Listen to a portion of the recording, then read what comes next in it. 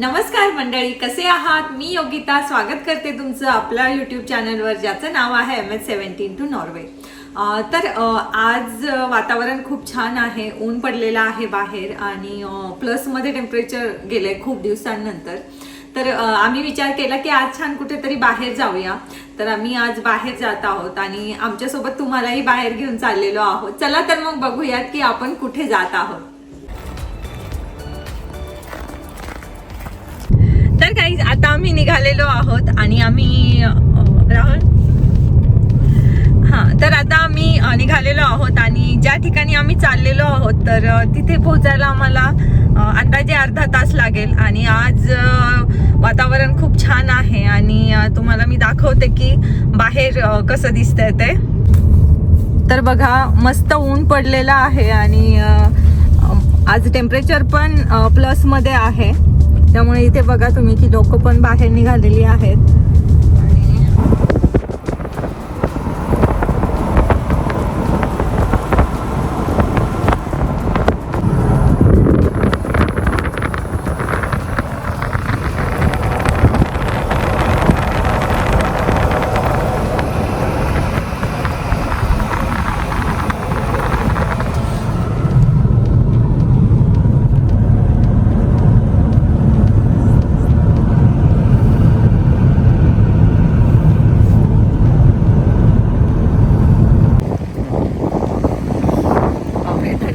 आणि आज 5 डिग्रीज आहे तरी पण थंडी वाजते आणि ऑफकोर्स आपल्याला वाजणारच कारण आपण नॉर्वेजियन नाही आहे.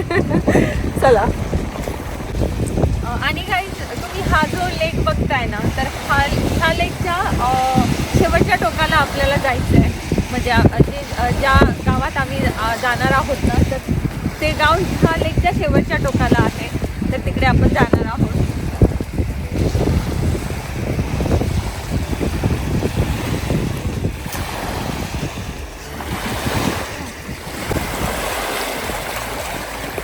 आणि बघा गाईज की पाणी किती स्वच्छ आहे. आणि ह्या लेकवर ॲक्च्युली कॅम्पिंग अलाउड नाही आहे आणि आय थिंक स्विमिंग पण अलाउड नाही आहे.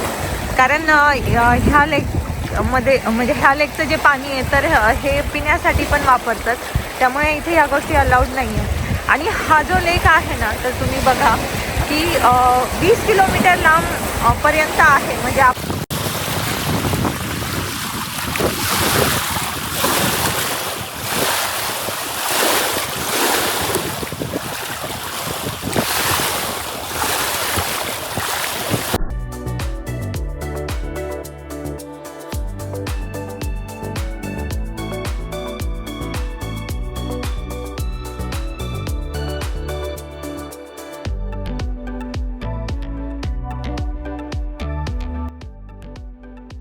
आणि लेकवर जरा वेळ थांबल्याच्या नंतर तिथं थोडंसं एन्जॉय केल्याच्या नंतर आम्हाला ज्या ठिकाणी जायचं होतं त्या दिशेने निघालो. आणि इथे बघा की सडनली वातावरण एवढं चेंज झालं ना की एकदम ऊन होतं आणि अचानक एकदम क्लाउडी झालं आणि पाऊस येण्याची पण शक्यता होती. तर त्यामुळे आम्ही तिथून U-टर्न घेतला. रादर आम्हाला तो घ्यावा लागला आणि आम्ही दुसऱ्या दिशेने निघालो.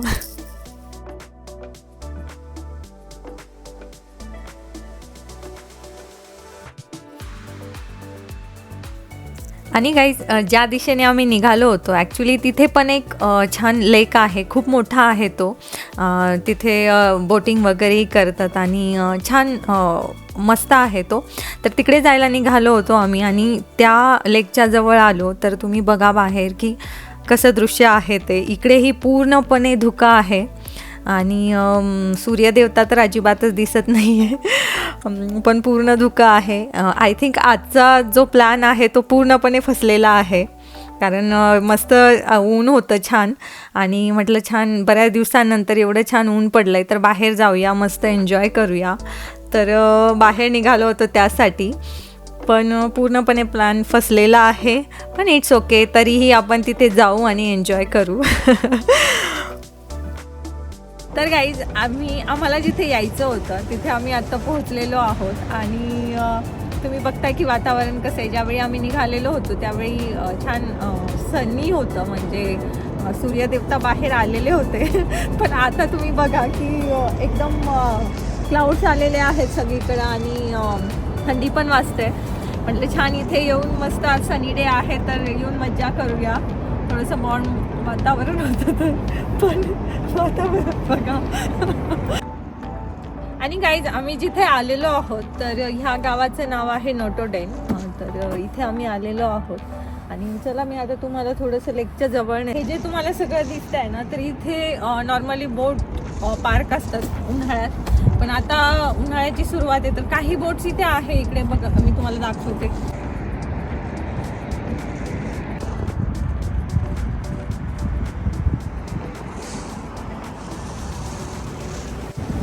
आणि ही बोटची पेड पार्किंग आहे. म्हणजे इथे तुम्हाला बोट जर उन्हाळ्यात पार्क करायची असेल तर तुम्हाला इथे पैसे पे करावे लागतात आपल्या कारसारखंच. आणि गाईज इथे बघा की इथे अशा बेंचेस वगैरे पण आहेत. म्हणजे उन्हाळ्यात इथे खूप छान वाटतं. तर येतात सगळे इथे पिकनिकसाठी वगैरे. तर आपणही प्लॅन करणारच आहोत. उन्हाळा सुरू झाला छान ऊन पडायला लागलं की मग आपणही इथे पिकनिकला येणारच आहे. मागच्या वर्षी आपण आलो होतो बरोबर ना? हो मागच्या वर्षी आम्ही आलो होतो. तर ह्या वर्षी पण आम्ही येणारच आहे. समरमध्ये इथेही बऱ्याच ॲक्टिव्हिटीज असतात आणि इथे समरमध्ये शो वगैरे पण होतो. तर त्यावेळी पण तो व्हिडिओ पण मी तुमच्यासाठी नक्कीच घेऊन येईल. आणि गाईज ही जे बिल्डिंग दिसते ना समोर तुम्हाला तर याच्या पाठीमागे एअर स्ट्रीप आहे. तर तिथे जे प्रायव्हेट प्लेन्स वगैरे असतात तर ते तिथून टेक ऑफ वगैरे करतात.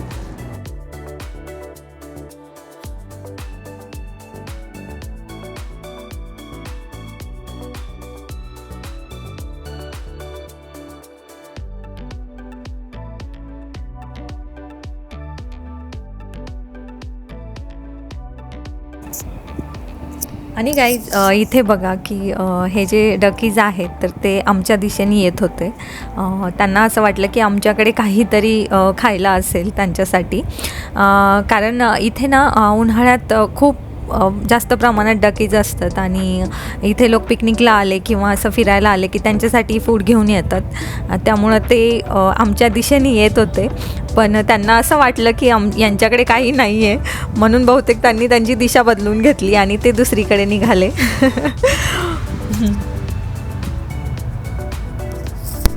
आणि त्यानंतर हे जे आईस्क्रीम पार्लर दिसतं आहे ना तर आम्हाला असं वाटलं की हे ओपन असेल आज पण बंद आहे. तर इथे खूप छान आईस्क्रीम मिळते. मग ते बंद असल्यामुळे मग आम्ही पुन्हा आमचा प्लॅन चेंज केला आणि आम्ही मग बर्गर किंगमध्ये थोडेसे काहीतरी स्नॅक्स घेऊ म्हणून तिथे गेलो. आणि तिथे गेल्याच्यानंतर एवढी काही भूक वगैरे नव्हती पण काहीतरी थोडंसं घ्यायचं म्हणून मग आम्ही इकडे आलो. छान चिकन नगेट्स आणि कोल्ड्रिंक्स ऑर्डर केले आणि छान एन्जॉय केलं. आणि असा होता आजचा दिवस. एवढा काही फ्रूटफुल नव्हता पण ठीक आहे तरीही आम्ही एन्जॉय केलं.